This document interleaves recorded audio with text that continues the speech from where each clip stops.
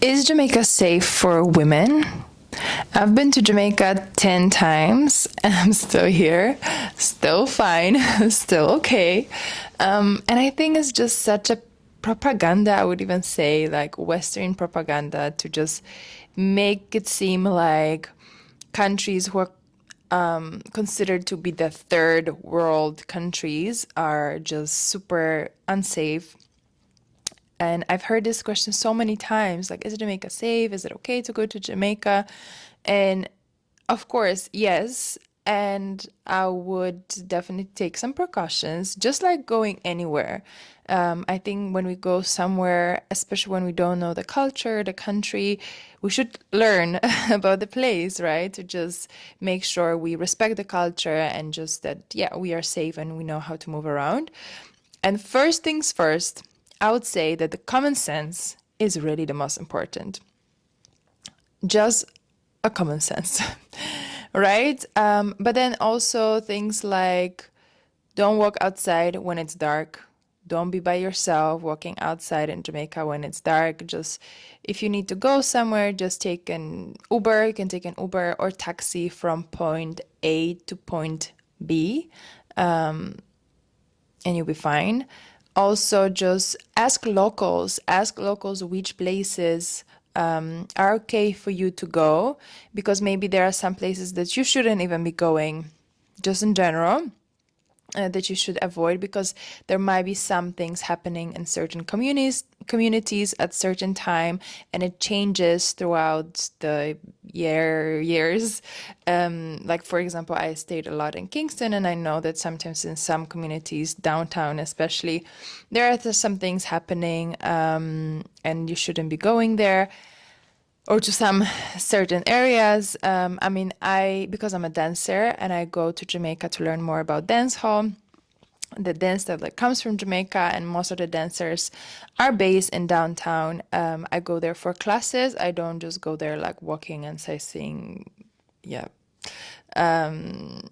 So if you are a dancer yourself, for example, just make sure you ask locals or ask the dancer that you are taking class from. I mean, they wouldn't even plan a class in an unsafe location. So I think you can be, you know, calm about that. No worries. And if you go to Jamaica for the first time, especially when it comes to dancing, I know that there are a lot of foreigners going to Jamaica to learn more about dancehall, which is the good thing to do, to learn from the source.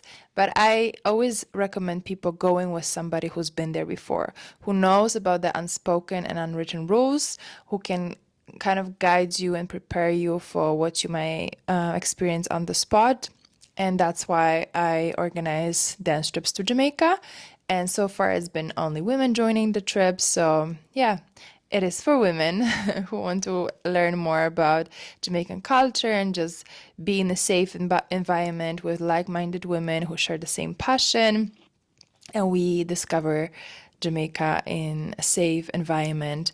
And I also always welcome people who want to join my trips again, because even though I've been there 10 times, there's always something new that I'm learning, not only when it comes to dance moves, but also just the culture in general, like, phrases that they use, foods. Like every time I'm there, I eat some new fruit or new meal or something local that I haven't tried before. Yeah, so there is just, limitless amounts of things that you can learn basically. And I also always prepare all the women and I give them all the information that I was able to collect throughout the years, that I observed that helped me to feel comfortable in Jamaica and just be able to move around and just to prepare them for culture shock. Because for me, going to Jamaica, it was the first time going outside of Europe. And I was really surprised. I really experienced a culture shock. I didn't really know much about it, what to expect at that time. Like, those travel videos on social media were not really a thing when I went for the first time in 2017. And I didn't really like watch much about it. I went with some friends that have been there before, but I didn't actually really know much from them about Jamaica, so I was really shocked. And for the first, no, not for the first, during the first trip, and for the first month after I returned, I was just like, what have I actually experienced? But in a positive way, in a positive way. I was just so surprised that the dance can be connected so much to like to everyday life and lifestyle of people. And of course, not to say that every Jamaican lives in a dancehall way, let's say. No. But especially being in Kingston, in the capital of Jamaica, and this is where dancehall was born and where the most dancers are based.